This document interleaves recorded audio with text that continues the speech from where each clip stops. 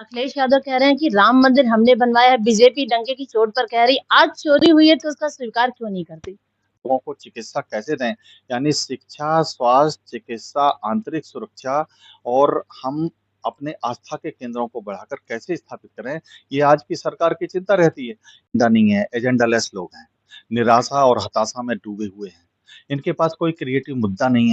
Sir, media को भी coverage करने के लिए अयोध्या में रोका जा रहा है। इस पर क्या कहेंगे?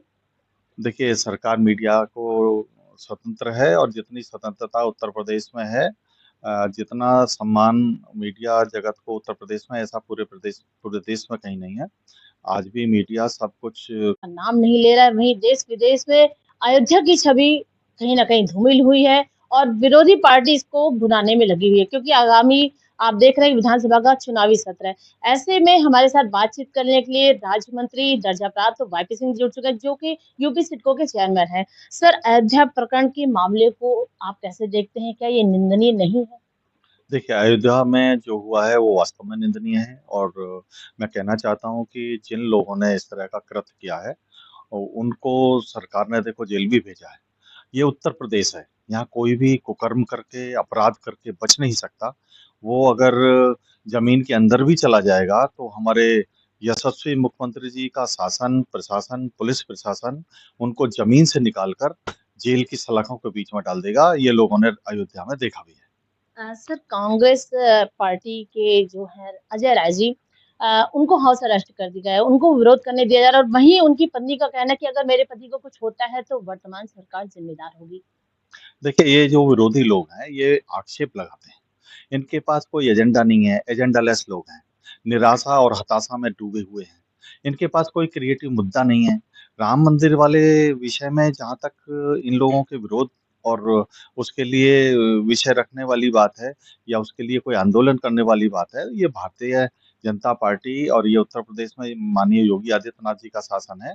यहाँ सब लोग स्वतंत्र हैं, लेकिन अनर्गल रूप से आक्षेप लगाकर अगर गलत ढंग से प्रचारित करने का प्रयास अगर कोई करता है तो वो स्वागत योग्य नहीं है बल्कि वो भी बहुत ही निंदनीय है। ऐसा मैं कहना चाहता हूँ।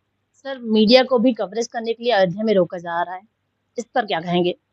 देखिए, सरकार मीडिया को स्वतंत्र है और जितनी स्वतंत्रता उत्तर प्रदेश में है जितना सम्मान मीडिया जगत को उत्तर प्रदेश में ऐसा पूरे देश में कहीं नहीं है।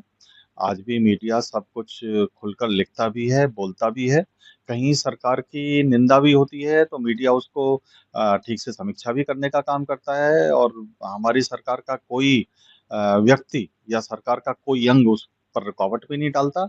आज पूरे देश में अगर मैं कहूँ कि मीडिया जगत में सबसे ज़्यादा स्वतंत्रता अगर किसी प्रदेश में है, तो वह भारतीय जनता पार्टी की और हमारे यशस्वी योगी आदित्यनाथ जी की सरकार में है।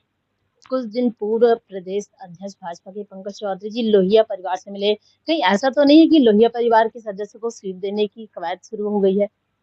देखिए, हम लोगों ने पिछले दिनों एक अभियान चलाया था, जो भी महापुरुष रहे हैं, उनके परिवार के लोग रहे हैं, प्रतिष्ठित लोग रहे हैं, उनसे हम जाकर मिलते हैं। ये कोई नई प्रक्रिया नहीं है।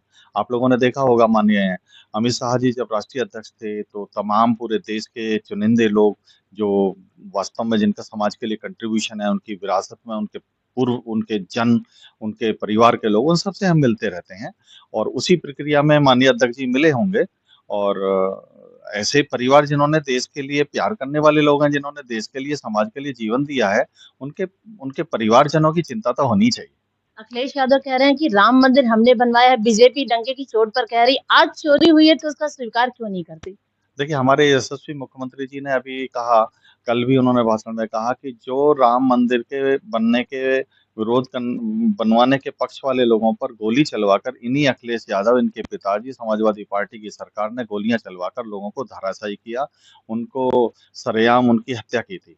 आज ये किस मुँह से बोल सकते हैं भगवान श्री राम के मंदिर में उनके उनके लिए जो ये तरह-तरह के आक्षेप लगा रहे हैं, इनकी कोई औकात नहीं बची है। समाज में ये लोग चिन्हित हैं। ये भगवान श्री राम के विरोधी आज सरकार जिन लोगों के कारण आज हम लोग राम मंदिर बनवा पाए, जिस तरह की प्रताड़ना भारतीय जनता पार्टी, हमारे संघ परिवारों ने झेली, आज इनकी कोई औकात नहीं बची है कि ये इस विषय को लेकर भगवान श्री राम के बारे में या उनके अयोध्या मंदिर के बारे में कोई टिप्पणी करें।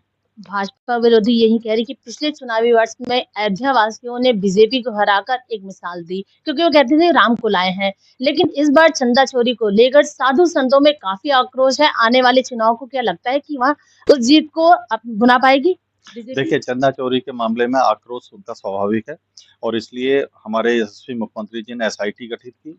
एसआईटी ने रिपोर्ट दी, 8 लोगों को उन्होंने आक्षेपित किया और उन 8 के 8 लोगों को हमने जेल की सलाखों में डाल दिया।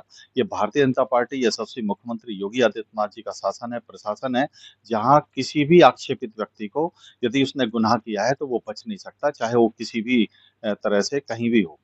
सर एक आखिरी सवाल है, चुनावी वर्ष है, भारतीय जनता पार्टी इस चुनावी रण में कैसे उतरेगी? क्या उसके जमा?